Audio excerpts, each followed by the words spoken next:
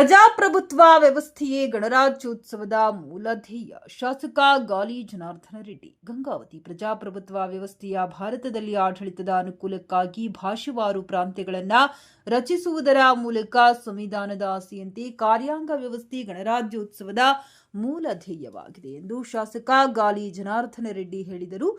ತಾಲೂಕು ಆಡಳಿತ ಸಮಿತಿ ಸೇರಿದಂತೆ ಗಣರಾಜ್ಯೋತ್ಸವ ಸಮಿತಿಯ ನೇತೃತ್ವದಲ್ಲಿ ತಾಲೂಕು ಕ್ರೀಡಾಂಗಣದಲ್ಲಿ ಜರುಗಿದ 77ನೆಯ ಗಣರಾಜ್ಯೋತ್ಸವ ಸಮಾರಂಭದ ಅಧ್ಯಕ್ಷತೆಯನ್ನು ವಹಿಸಿ ಮಾತನಾಡಿದರು. ಇಡೀ ವಿಶ್ವಕ್ಕೆ ಮಾದರಿಯಾದ ಸಂವಿಧಾನದಲ್ಲಿ ಪ್ರತಿಯೊಬ್ಬರಿಗೂ ಮೂಲಭೂತ ಹಕ್ಕುಗಳನ್ನು ಕಲ್ಪಿಸುವುದರ ಮೂಲಕ ಅಂತಹ ಹಕ್ಕುಗಳ ರಕ್ಷಣೆಗಾಗಿ ಹಾಗೂ ಆಡಳಿತದಲ್ಲಿ ಪಾರದರ್ಶಕ ಆಡಳಿತಕ್ಕಾಗಿ ರಾಜ್ಯ ಹಾಗೂ ಕೇಂದ್ರ ಸರ್ಕಾರಗಳ ಮುಖ್ಯ ಜವಾಬ್ದಾರಿಯನ್ನ ಹೊಂದಿದೆ ಎಂದು ತಿಳಿಸಿದರು. ಇದಕ್ಕೂ ಪೂರ್ವದಲ್ಲಿ ತಹಶೀಲ್ದಾರ್ ನಾಗರಾಜ್ ಧ್ವಜಾರೋಹಣವನ್ನು ನೆರವೇರಿಸಿದರು.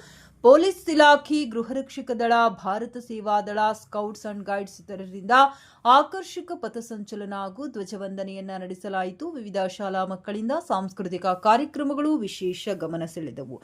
ಈ ಸಂದರ್ಭದಲ್ಲಿ ನಗರ ಪ್ರಾಧಿಕಾರದ ಅಧ್ಯಕ್ಷ ಸೈಯದ್ ಇಲಿಯಾಸ್ ಖಾದ್ರಿ, ನಗರ ಸಾಹೇಬರೇ, ಪೌರಾಯುಕ್ತ ವಿರೂಪಾಕ್ಷಮೂರ್ತಿ, ಡಿವೈಎಸ್ಪಿ ನ್ಯಾಮಿಗೌಡ, ತಾಲೂಕು ಪಂಚಾಯಿತಿ ಕಾರ್ಯನಿರ್ವಾಹಕ ಅಧಿಕಾರಿ ರಾಮರೆಡ್ಡಿ ಪಾಟೀಲ್, ಕ್ಷೇತ್ರ ಶಿಕ್ಷಣ ಅಧಿಕಾರಿ ನಟೇಶ್ ಅವರು ಸ್ವಾಗತಿಸಿದರು.